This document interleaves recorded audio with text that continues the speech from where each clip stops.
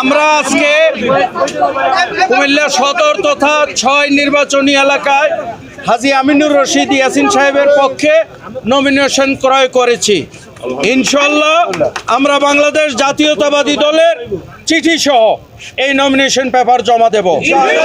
আমরা বিশ্বাস করি আমাদের ভারপ্রাপ্ত চেয়ারম্যান আগামী দিন দেশে আসবেন, এসে দলের ত্যাগী পরীক্ষিত নেতা, দীর্ঘদিন যে নির্যাতিত নেতা হাজী আমিনুর রশিদ ইয়াসিনের বিষয়টা আমাদের ভারপ্রাপ্ত চেয়ারম্যান সুবিবেচনায় থাকবে এবং আগামী দিনে হাজী আমিনুর রশিদ ইয়াসিন কুমিল্লা ৬ নির্বাচনী এলাকায় ধানের শীষ প্রতীক নিয়ে প্রতিদ্বন্দ্বিতা করবে।